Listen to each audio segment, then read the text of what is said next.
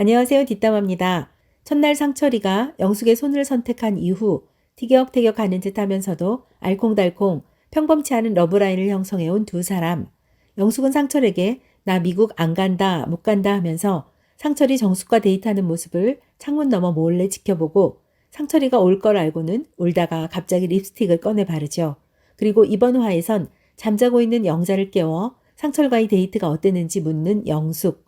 말로는 입으로는 안 된다 안 된다 거절하면서 정작 데이트 상대를 선택할 땐 나비처럼 가벼운 발걸음으로 상철을 따라 나서는 영숙의 행동. 대체 왜 이러는 걸까요? 말과 행동이 다른 영숙의 언행 불일치. 좀 더 자세히 들여다보겠습니다. 공용거실 식탁에서 상철은 늘 영숙의 옆자리에 앉죠. 상철이가 먼저 물어봅니다. 사는 곳이 걸리냐고요. 영숙은 아니라면 거짓말이라고 하고 상철은 가깝다며 미국에 데려갈 거라고 때론 농담처럼 가볍게 때론 진심인 것처럼 진중하게 강약을 조절하며 영숙에게 미국에 같이 가자고 노골적으로 말하죠.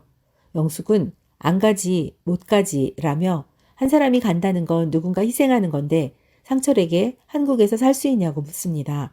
상철은 한국에서 살 수 없다며 여자가 남자를 따라가야 한다고 하죠. 너무나 완강해서 영숙도 주변에 있는 사람들도 웃게 만들었지만 두 사람의 얘기는 여기에서 더 이상 나아가질 못하고 계속 도돌이표처럼 반복되네요. 남자 따라 미국 가자는 상철과 한국 생활 다 버리고 못 간다. 아직 여기서 해야 할 게 많으니 미국에서 살 수 있는 여자를 쪼이나라는 영숙. 그런데 자세히 들어보면 상철이 싫어졌다. 우리 관계를 끝내자. 이런 얘기가 아니라 미국에 못 간다는 얘기만 합니다. 거리 때문에 안 된다고 단호하게 선을 긋죠. 상철이 영숙은 0%인 거야? 라고 묻습니다. 그러자 영숙은 즉답을 피하고 한숨을 쉬네요.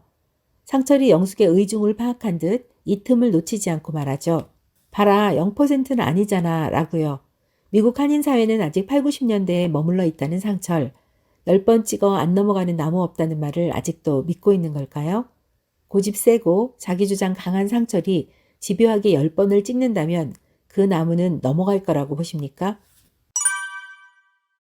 남출 여출이 각자 아기 때 사진을 제출했고 서로 마음에 드는 사진을 선택했죠. 상철은 통통하고 복스러운 영자 사진을, 영자는 상철의 오동통한 사진을 고르며 둘이 데이트를 하게 됐네요.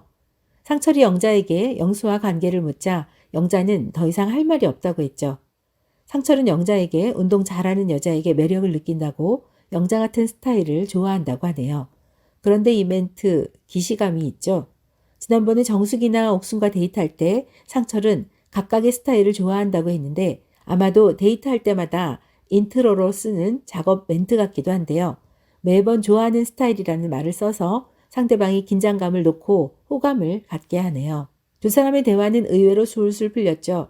애니메이션 좋아하고 인형 사서 모으고 동물 좋아하는 것까지 왜 이제야 만났을까 싶을 정도로 대화가 잘 통했는데요. 상철은 때와 장소를 가리지 않고 대체로 누구에게나 솔직하죠. 지난번 3자 대면으로 불화가 있었을 때 그냥 지나쳐도 그만인 것을 광수를 붙잡고 영철은 잘못이 없다는 말을 반복적으로 하는 걸 보면 그때 느낀 그 감정을 솔직하게 말해야 직성이 풀리는 것 같습니다. 이날도 마찬가지였죠. 영자와의 데이트에서 굳이 영숙 이야기를 꺼낼 필요는 없어 보이는데 영자는 강아지를 좋아하는 데 비해 영숙은 고양이를 보고 기겁하더라.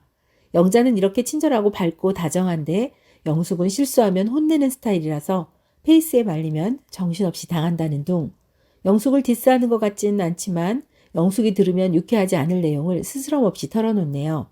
심지어 영숙과 잘 안 맞는 것 같지만 상철 본인이 오기가 생겨서 한번 영숙을 꺾어봐야겠다 생각했다고 영자에게 굳이 불필요한 말까지 합니다. 오는 차 안에선 좀 더 진도가 나갔죠. 상철은 본인 소개 때 영자가 일을 다 그만두고 무직인 채로 미국에 가도 되냐고 물었던 걸 기억하고 있었는데요. 외벌이로 먹여 살릴 수 있냐고 묻자 상철은 그렇게 할 수 있다며 하우스와이프도 중요한 일이라고 하죠. 영자가 한술 더 떠서 집안일을 잘 못하면 어떤지 물어보자 영철은 잘할 필요는 없다면서 가정을 귀하게 여기면 된다고 하네요.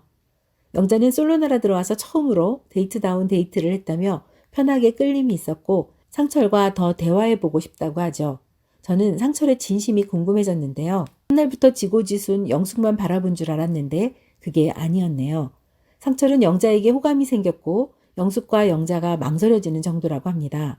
영자와 좀 더 대화를 나눠보고 싶긴 한데 영숙한테 안 들키게 하고 싶다네요. 다 같이 모여있는 인파의 틈을 이용한다거나 몰래 쪽지로 대화를 신청한다거나 영숙 몰래 대화하려고 작전을 짜는 상철의 모습이 귀엽기도 했는데요. 한편 영숙의 눈치를 보면서도 안 들키고 대화를 하고 싶은 상철 모습에서 아내 몰래 살짝 바람을 피워보고 싶은 남편의 속마음을 엿보는 것 같았죠. 데이트 나가지 못한 사람들이 모여있는 숙소에서 영숙은 상철의 아기 때 사진을 귀엽다며 쳐다보네요. 옆에 있던 정숙이가 미국에 안 가겠다더니 이런 포지션을 취한다고 놀렸지만 영숙은 아랑곳하지 않죠. 상철이가 라면을 끓여준다더니 나갔다고 커피 먹으러 간 거 맞냐? 왜 이리 오래 먹냐? 영숙 본인과 데이트할 때는 3번 만에 원샷 때리고 쟁반에 놓았다면서 얼핏 상철을 디스하는 듯 보이지만 한편 상남자 스타일의 상철을 은근히 자랑하는 것도 같네요. 함께 있던 영철이가 상철 매력 있다며 상철을 추켜 세우자 영숙은 다시 현실을 직시한 듯 상철 미국 간다. 나랑 상관없다고 합니다. 시각과 청각을 비롯 영숙의 모든 관심사는 상철에게 쏠리지만 현실적으로 미국에 간다는 건 산전수전 공중전 다 겪은 영숙 본인에게 또다시 실패할지도 모르는 너무나 불안한 선택. 더군다나 상철이 말로는 집요하게 미국에 가자고 하면서도 영숙이 안심시킬 정도로 확실하고 견고하게 붙잡아주지 않으니 영숙의 마음이 오락가락 하루에도 몇 번씩 예스와 노 사이에서 널뛰기를 하네요. 조금 전까지 미국 안 간다 못 간다 상철을 디스하던 영숙. 상철이 데이트 마치고 오자마자 재미있었냐 영자와 뭐했냐 꼬치꼬치 따져 묻습니다. 상철 영숙 둘 사이의 조력자 정숙이가 라면 이야기를 꺼내며 자연스럽게 라면을 먹으러 가죠. 상철이 데이트가 신경 쓰였냐고 묻자 영숙은 단칼에 아니라고 하면서 영자는 상철 스타일이 아니라 영수 스타일을 좋아한다고 단적적으로 말합니다. 그러면서 짜장라면 끓이는 상철을 자연스럽고 부드럽게 조련하는데요. 아마도 영숙은 본인이 영호로부터 선택을 받지 못하고 고독정식을 먹게 될 위기에 처한 걸 알고 상철이 본인을 선택해 준 것에 대한 고마움이 있고 그때부터 상철에 대한 애정과 관심이 더욱 깊어진 것 같은데요. 말투도 이때부터 훨씬 부드러워졌죠. 라면을 먹으며 영숙은 주방에 대한 이야기, 미국에 대한 이야기를 이어갑니다. 일단 라면이 맛있다며 상철을 칭찬한 뒤 1년에 몇 번이나 주방에 들어가냐, 먹고 나선 뭘 하느냐 물어보죠. 상철이 먹고 나선 설거지 안 하고 소파에 가서 쉰다. 먹고 나선 잠이 온다는 말에 TV 보다가 저는 빵 터졌는데요. 상철은 남의 눈을 의식하지 않고 솔직하게 말하는데 때론 너무나 노필터라서 깜짝 놀랄 때가 있어요. 영숙은 결혼하면 아내가 다 해야 된다는 상철 말에 너무 가부장적이라며 본인과 안 맞는다고 선을 긋죠. 상철 그리고 영우와 더블 데이트를 하느라 피곤한 영자가 낮잠을 자고 있는데 영숙이 다가와 힘드냐며 영자를 깨웁니다. 그리고 상철이 좋았다고 하더냐 물으며 팩트체크를 하고 영자도 있는 그대로 꾸밈없이 다 얘기합니다. 상철이 생각보다 잘 맞았다. 미국 가서 집에서 놀고 먹어도 좋다고 했다고요. 영숙이 확실하게 말하죠. 난 미국 안 가니까 신경 쓰지 말라고 영자가 하고 싶은 대로 하라고요. 그런데 제가 보기엔 이중부정, 강한 부정은 곧 강한 긍정을 뜻하는 것처럼 미국 안 간다 못 간다 강하게 말하니까 오히려 미국 갈 거다 꼭 가고 싶다는 말처럼 들렸는데요. 노인들이 늙으면 죽어야지 반어법처럼 말을 하면서도 사실은 하루라도 더 살고 싶은 게 솔직한 마음이잖아요. 영숙이 하는 말이 그와 비슷한 거짓말처럼 들렸습니다. 만나는 사람마다 마음을 들쑤시며 파란만장을 경험하게 해준 영숙의 경각심. 이제 본격적으로 영숙에게 경각심이 필요한 시기가 다가온 것 같네요.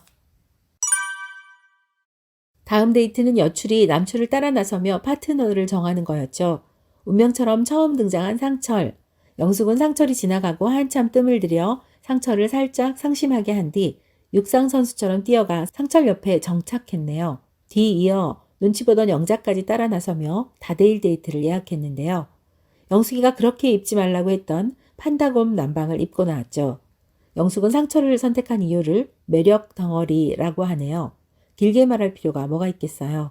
그런데 광수 혼자 고독정식을 먹게 되자 영자가 갑자기 선택을 바꾸면 안 되냐고 제작진에게 물어봅니다.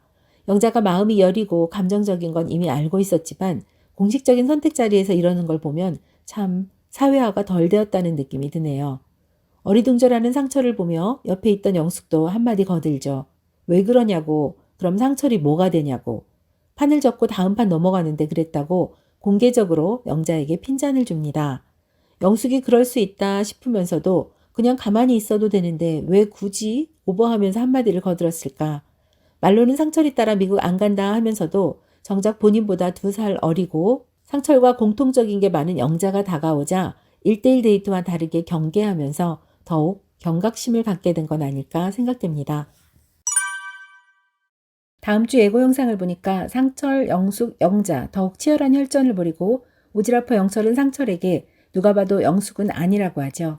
상철은 영숙과 영자를 따라다니며 다음날 최종 선택에서 어떻게 하면 좋겠냐며 집요하게 질문을 해대고 두 여출은 갈팡질팡 우왕좌왕하며 반복되는 상철의 질문 공세에 시달리는데요. 상철이 영숙에게 왜 슈퍼데이트권을 본인에게 쓰지 않고 영호에게 썼는지 다그쳐 묻는 장면이 나오는 걸로 봐서 저는 여기서 눈치챘습니다.